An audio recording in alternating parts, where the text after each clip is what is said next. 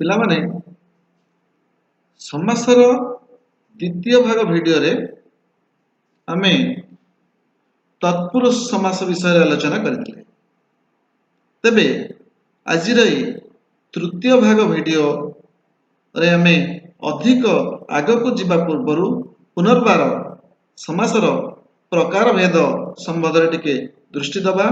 ଅର୍ଥର ପ୍ରାଧାନ୍ୟ ଦୃଷ୍ଟିରୁ ସମାସକୁ ମୁଖ୍ୟତଃ 6 ଭାଗରେ ବିଭକ୍ତ କରାଯାଇ ଆମେ ଆଲୋଚନା କରିଥିଲେ, ଯଥା ତତ୍ପୁରୁଷ, କର୍ମଧାରୟ, ଦ୍ୱିଗୁ, ଦ୍ୱନ୍ଦ୍ୱ, ଅବୟଭାବ ଓ ବହୁବ୍ରୀହି। ତେବେ ଆଜିର ଭିଡ଼ିଓରେ ଆମେ କର୍ମଧାରୟ ଏବଂ ଦ୍ୱିଗୁ ସମାସ ବିଷୟରେ ଆଲୋଚନା କରିବା। ତେବେ କାଳ ବିଳମ୍ବ ନ କରି ଆମେ ଜାଣିବା କର୍ମଧାରୟ ସମାସ କାହାକୁ କୁହାଯାଏ। ବିଶେଷଣ ଓ ବିଶେଷ୍ୟ ପଦକୁ ନେଇ ଯେଉଁ ସମାସ ହୁଏ ତାହାକୁ କର୍ମଧାରୟ ସମାସ କୁହାଯାଏ। ତେବେ ବିଶେଷ୍ୟ ଥିବ ଏବଂ ବିଶେଷଣ ଥିବ, ଉଭୟ ଥିବେ। ତେବେ ପୂର୍ବପଦ ବିଶେଷଣ ଓ ପରପଦ ବିଶେଷ୍ୟ ଥାଇ କର୍ମଧାରୟ ସମାସ କେମିତି ହେବ ଆମେ ଦେଖିବା। କ ନମ୍ବରରେ ଦେଖ କେତୋଟି ଉଦାହରଣ ନିଆଯାଇଛି। ନୀଳ ଅଟେ ଅମ୍ବର, ନୀଳାମ୍ବର। ପୀତ ଅଟେ ଅମ୍ବର, ପୀତାମ୍ବର।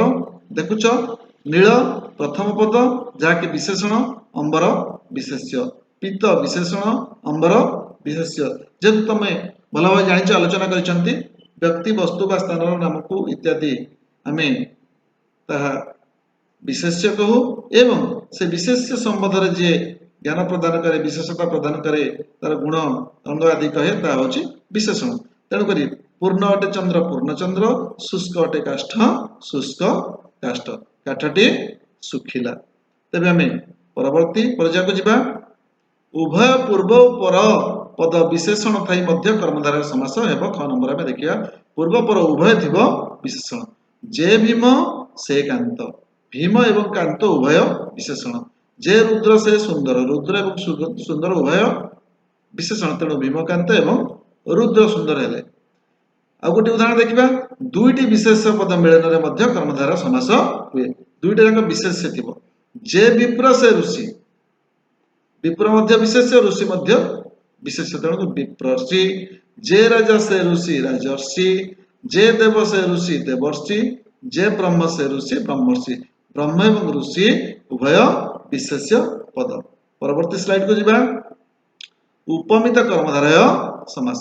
ପୂର୍ବପଦ ଉପମେୟ ଓ ପରପଦ ଉପମାନ ହେଲେ ତାହାକୁ ଉପମିତ କର୍ମଧାରୟ ସମାସ କୁହାଯାଏ। ଏବେ ଆମେ ଦେଖିବା ଉପମେୟ ଏବଂ ଉପମାନ କଣ। ଗୋଟିଏ ଉଦାହରଣ ନିଆଯାଇଛି। ମାଧୁରୀର ମୁଖଚନ୍ଦ୍ରରେ ସୌନ୍ଦର୍ଯ୍ୟ ବିକଶିତ ହେଉଥିଲା। ଏଠାରେ ମୁଖଚନ୍ଦ୍ରକୁ ମୁଖ ଏବଂ ଚନ୍ଦ୍ରମା। ମୁଖ ଏଠାରେ ଉପମେୟ, ଚନ୍ଦ୍ରମା ଉପମାନ। ତେବେ ଆମେ କଣ ଜାଣିଲେ? ତେଣୁ ଯାହାକୁ ଉପମା ଦିଆଯାଏ, କାହାକୁ ଉପମା ଦିଆଯାଇଛି? ମୁଖକୁ। ତେଣୁକରି ଯାହାକୁ ଉପମା ଦିଆଯାଏ ତାହା ଉପମେୟ। ତେଣୁକରି ଏଠାରେ ମୁଖ ଉପମେୟ। ଓ ଯାହାର ଉପମା ଦିଆଯାଏ, ଏଟା କାହାର ଉପମା ଦିଆଯାଇଛି? ନା ଚନ୍ଦ୍ରର। ତେଣୁକରି ଚନ୍ଦ୍ର ଏଠି ଉପମାନ। ସେଭଳି ଆଉ କେତୋଟି ଉଦାହରଣ ନିଆଯାଇଛି। ପାଦ ପଦ୍ମ ପରି, ପାଦ ପଦ୍ମ। କର କମଳ ପରି, କର କମଳ। এই ଦୁଇଟି ଯାକ ଉଦାହରଣ ଦେଖ। ଏଠି ପାଦ ଏବଂ କରର କଣ ଦିଆଯାଇଛି? ଉପମା ଦିଆଯାଇଛି। ଆଚ୍ଛା, କାହାର ଉପମା ଦିଆଯାଇଛି ପାଦ କର ସହିତ? ପାଦ ସହିତ ପଦ୍ମ ଏବଂ କର ସହିତ କମଳର ଉପମା ଦିଆଯାଇଛି। ତେଣୁକରି କର କମଳ। ପୁଣି ଦୁଇଟି ଉଦାହରଣ। ନର ସିଂହ ପରି ନରସିଂହ, ପୁରୁଷ ବ୍ୟାଘ୍ର ପରି ପୁରୁଷ ବ୍ୟାଘ୍ର। ଆଗକୁ ଯିବା। ଉପମାନ କର୍ମଧାରୟ ସମାସ।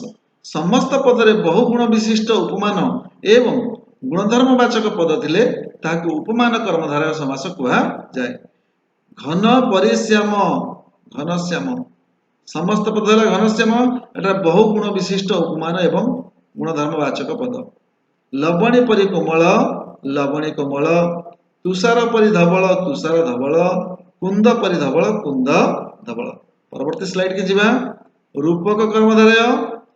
ଉପମେୟ ପୂର୍ବପଦ ଓ ଉପମାନ ପରପଦ ହୋଇ ଉଭୟଙ୍କ ମଧ୍ୟରେ ଅଭେଦ ସୂଚକ ପଦ ବ୍ୟବହୃତ ହୋଇଥିଲେ ରୂପକ କର୍ମଧାରୟ ସମାସ ହୁଏ। ଦୁଃଖ ରୂପକ ଅର୍ଣ୍ଣବ, ଦୁଃଖାର୍ଣ୍ଣବ, ଦୁଃଖ ସାଗର। ଏଠି ରୂପକ ଅଭେଦ ସୂଚକ ପଦ ବ୍ୟବହାର ହୋଇଛି। ଶୋକ ରୂପକ ସାଗର, ଶୋକ ସାଗର। କଳୁଷ ରୂପକ ପଙ୍କ, କଳୁଷ ପଙ୍କ। ଅଜ୍ଞାନ ରୂପକ ଅନ୍ଧକାର, ଅଜ୍ଞାନ ଅନ୍ଧକାର। ତେବେ ରୂପକ କର୍ମଧାରୟ ର ଉଦାହରଣ ଦେଖିଲ। ପରବର୍ତ୍ତୀ ଆଲୋଚନାକୁ ଯିବା। ମଧ୍ୟ ପଦଲୋପୀ କର୍ମଧାରୟ ସମାସ। मध्यपद लोप हेबो जो कर्मधारय समास रे समस्त पदरे विग्रह वाक्यर मध्यवर्ती पदटी लोप होइथाय ताको मध्यपद लोपी कर्मधारय समास कुहाजे। आमे आलोचना करिसंती जो दीर्घ उक्ति को संक्षिप्त करा जाए से संक्षिप्त उक्ति को समस्त पद एवं दीर्घ उक्ति को विग्रह वाक्य कह जाए। विग्रह वाक्य मध्य पद लोप हो दही मिश्रित चूड़ा दही चूड़ा देख मिश्रित लोप हो पारा। बक अटे धार्मिक बक धार्मिक अटे पद पितल तैयारी हंडा पितल हंडा पत्थर तैयारी बंधा पत्थर बंध प्रत्येक स्थल रे मध्य पदटी लोप होइछि तेणुकर मध्य पदलोपी कर्मधारय समास। एबे आउ किछि उदाहरण देखिया अन्य केतेक कर्मधारय समास। अन्य देश देशांतर अन्य ग्राम ग्रामांतर अन्य धर्म धर्मांतर अन्य भाषा भाषांतर अन्य गृह गृहांतर। एबे पिला माने द्विगु समास विषय में जानिबा। संख्यावाचक शब्द पूर्वर थई समस्त पदटी समष्टि बा समाहार बुझाउतिले ताको द्विगु समास कुहाजे। प्रथमे संख्यावाचक जेभଳି देख त्रि त्रि तिनि पंच आदि संख्यावाचक दियाइछि एवं समस्त पदरे कोन होइछि समाहार को बा समष्टि को बुझाउछि।